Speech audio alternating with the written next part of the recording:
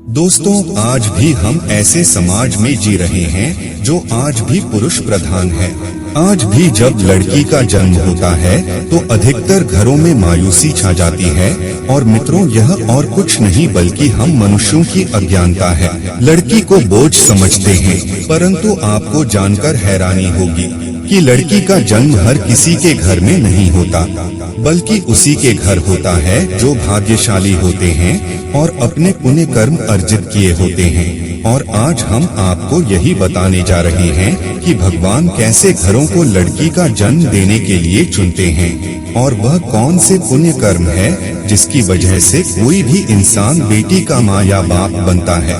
नमस्कार दोस्तों, अगर आप भी भगवान श्री कृष्ण के भक्त हैं तो कमेंट में जय श्री कृष्णा जरूर लिखें। तो चलिए शुरू करते हैं आज की प्रस्तुति। दोस्तों, भगवान श्री कृष्ण से अर्जुन पूछते हैं कि माधव, किन कर्मों के कारण किसी के घर पुत्री धन की प्राप्ति होती है, अर्थात कैसे घरों में बेटियों का जन्म होता है। तब श्री कृष्ण अर्जुन से कहते हैं, हे पार्थ, अगर किसी के घर बैठे ही भाग्य अच्छे होते हैं तो बिटिया सौभाग्य से, और जो भी स्त्री या पुरुष अपने पूर्व जन्म में पुण्य कार्य अर्जित किए होते हैं उन्हें ही एक बेटी के माता पिता होने का सौभाग्य प्राप्त होता है। बेटियों को जन्म के लिए उन्हीं घरों को चुना जाता है जो बेटियों का भार सहन कर सके, क्योंकि तीनों लोगों में स्त्री अर्थात बेटियां ही ऐसी होती है जिसका भार हर कोई सहन नहीं कर सकता। वह बेटियां ही होती है जो इस सृष्टि को निरंतर चलाती है, माँ होने के लिए अपना सर्वस्व निछावर कर देती है। हे अर्जुन, पर जिस दिन इस सृष्टि में बेटियों का जन्म लेना रुक जाएगा, उस दिन धीरे धीरे इस सृष्टि का अंत हो जाएगा। मित्रों को भगवान श्री कृष्ण के इन बातों पर गौर किया जाए तो उनका कहा बिल्कुल सही है, क्योंकि बेटियां अगर नहीं होंगी तो किसी का भी वंश आगे नहीं बढ़ सकता। दोस्तों, आपने भी कई लोगों को कहते सुना होगा कि जिस घर में बेटी का जन्म होता है वह घर स्वर्ग के समान होता है, क्योंकि बेटा तो केवल एक कुल को रोशन करता है, बेटियां तो दो कुलों को रोशन करती है। माता पिता के घर वो बेटी के रूप में अपने उत्तरदायित्व का निर्वहन करती है, तो ससुराल आकर एक बहू के रूप में सारे कर्तव्यों का पालन करती है। दोस्तों, आजकल आप सुनते ही हो, बेटी या बहू परिवार में किसी के मर जाने पर उसका पिंडदान नहीं कर सकती, लेकिन यह बिल्कुल भी सही नहीं है, क्योंकि रामायण में बताया गया है कि प्रभु श्री राम के पिता राजा दशरथ की मृत्यु हो गई तो माता सीता अर्थात राजा दशरथ की बहू ने ही उनका पिंडदान किया था, जिससे उन्हें जन्म मरण के चक्र से मुक्ति मिल गई थी। इतना ही नहीं, हिंदू धर्म शास्त्रों में बताया गया है कि बेटियां भी अपने पिता के नाम का पिंडदान कर सकती है। वहीं अगर ससुराल पक्ष में कोई पुरुष नहीं है तो इस स्थिति में बहू भी पिंडदान कर सकती है। इसलिए मित्रों, वह लोग बहुत किस्मत वाले होते हैं जिनके घर में बेटी जन्म लेती है।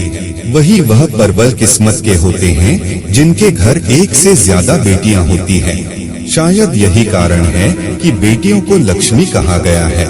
दोस्तों, बहुत से लोगों की सोच यही होती है, बेटी है तो बिना समय गवाए और इस पर पढ़ाई में पैसे लगाए, जल्द से जल्द शादी कर दो। लेकिन यह सोच एक बेटी के भविष्य को बर्बाद कर देती है। जरा सोचिए, एक बच्ची के मन में कितने सपने होते हैं, उसे कुछ करना है लेकिन यह सपने सिर्फ सपने ही रह जाते हैं। इसलिए अपनी बेटियों को सपने पूरे करने देना चाहिए, उन्हें जीवन में हर वह खुशी दे जो उन्हें मिलनी चाहिए। एक बेटे से ज्यादा एक बेटी हमेशा अपने माता पिता के लिए सोचती है। माता पिता को प्यार और अपनापन बेटी ही दिखा सकती है।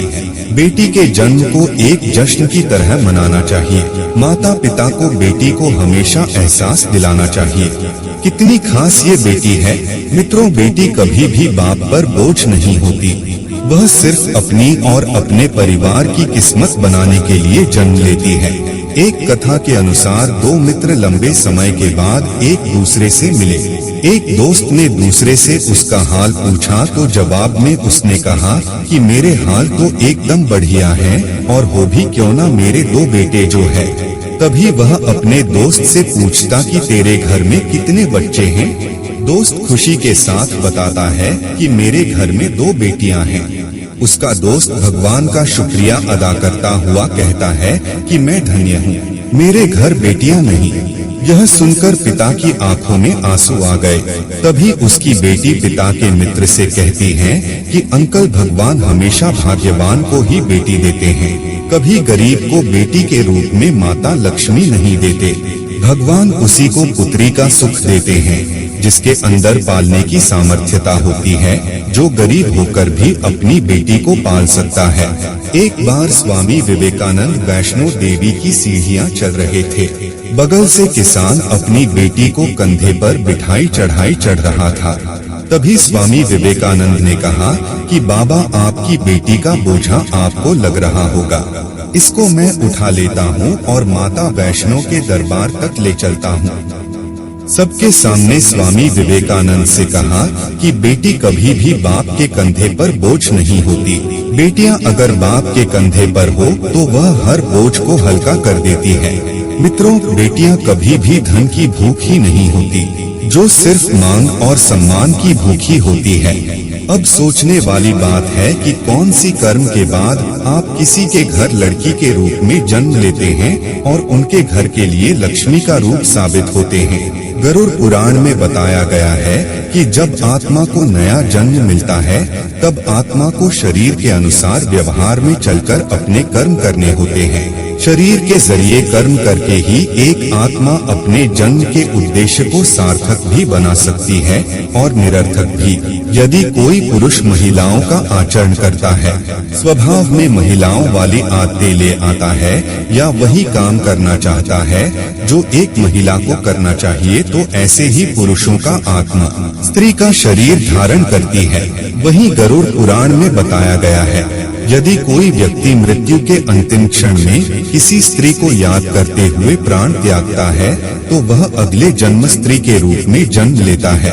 वही अगर वह अंतिम क्षण में परमेश्वर का नाम लेता है तो वह मुक्ति के मार्ग पर अग्रसर हो जाता है। अगर यह वीडियो आपको पसंद आई हो तो लाइक और शेयर जरूर कीजिएगा। अगर आपने हमारे चैनल को सब्सक्राइब नहीं किया है तो जरूर करिए। और हाँ, वीडियो को अंत तक देखने के लिए आपका बहुत बहुत शुक्रिया।